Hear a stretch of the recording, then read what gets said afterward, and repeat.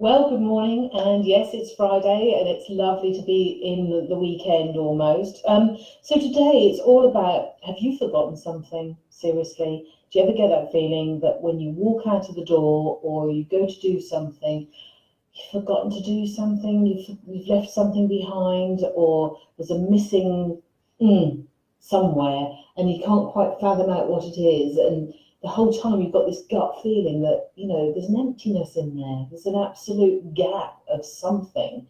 And my suggestion is it you? Because we always go for the practical, don't we? You walk out the door, you go, have I turned the gas off?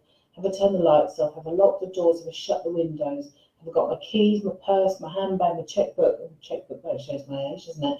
My credit card, my cash, my bus ticket. You go through this long list of things, don't you? But yet you've still got that pit in your stomach of, something's just not quite right. And I am guessing, and I would like to just chuck it out there and see what you think, that it could be you. Sometimes it's you that's missing because we are just in that chaotic mindset nearly all of the time, just cramming our lives with things that are quite superfluous, really. So I want you to consider this, and however long you consider it for is up to you. But I think, somewhere along the line, this could really benefit us. So I want you to consider for a minute, when that feeling is sometimes you're sitting even in a big room or in a meeting or a family gathering, and you just feel like it wouldn't matter if you weren't there. It really wouldn't matter if you weren't there because everyone's just doing what everyone does and chattering away, normally rubbish. Or when you go out and you call out to your friend who you see across the road and they completely blank you. You don't really consider that maybe they didn't hear you, or maybe they're caught up in their own stuff in their own heads, but they just completely blank you. And how that actually feels, because sometimes you're really out there, aren't you? Going, woo, hello, and they're just like, and then you just turn around, everyone's looking at you, you think, oh, I wish I hadn't done that. Or maybe, when you really achieve something at work and you come home and you really want to share it with somebody, and the person you share it with just goes, yeah, it's good.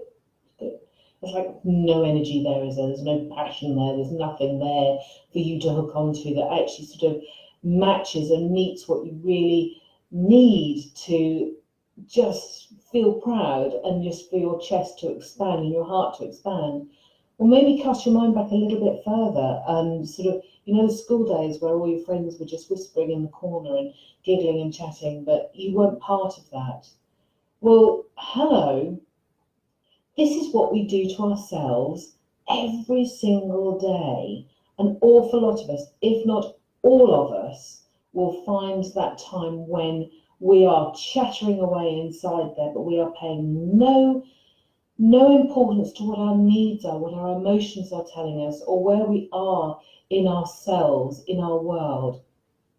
And it's really, we can madden ourselves with it, day in, day out, this is what happens. So today is about thinking about where are you and what are you doing to yourself in this one wonderful world? Because when you've done something well, I'm suggesting you validate yourself. Now, we can all look at it and we can say, yes, but it's not what I want. No, but it's a step ahead of where you were. So congratulations for getting off your arse and actually doing something. And it's never a finished article. And I said last night to one of the clients, we are just, God help us if we're ever a finished article, because then we are missing a huge chunk of reality somewhere. We are never going to be a finished article. So everything we do, everything we try, everything we achieve is better than it was 30 seconds ago or 5 minutes ago or 10 minutes ago before we even started it. We just have to get out there and start it and validate the effort and the energy. So say, for instance, you find yourself, I don't know, feeling like no one's really understanding what your wishes are or what your wants are, or nothing's being taken on board. Sometimes it's about being brave and standing back and saying, do you know what? This is not what I want. But then being prepared to tell somebody what you want, because that's when you meet in the middle. This is not about having putting a parts on and becoming a right old strumpet and stamping your feet and becoming a child. This is about going, do you know what? Actually, I appreciate that we need to do this, this, and this, but maybe if we could just, and you have that adult conversation. It's about stop telling yourself untruths. Where you had all the whispering and the gossip and things like that in the playground, and people started little rumours about you and things like that, which weren't true, and you were really maddened about it. God help us, you do that all the time, where you say, I'm fat, I'm this, I'm that, I'm all the rest of it.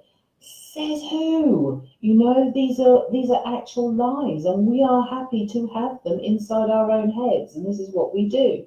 And this is all part of becoming a confident person in yourself, because you stop being unrealistic and you stop telling yourself untruths. You've got to understand that you are the main character in your life. So think about this, and people who know me will just die when they hear me, because you are the main character. Your children, your grandchildren, your partner, your friends are your sidekicks. Now I say that not because they're not important, because they add masses to your life, and they allow you to be you. If you will allow you to be you, they're not stopping you being you. You are stopping you being you, because the second they walk out of the door and they get on with their lives and they get on with their sports and whatever they want to do, what's left? What's left? You see, I suffered really badly with empty nest syndrome when my children left home. And you suddenly realise, what role do I have? You are not there purely for other people.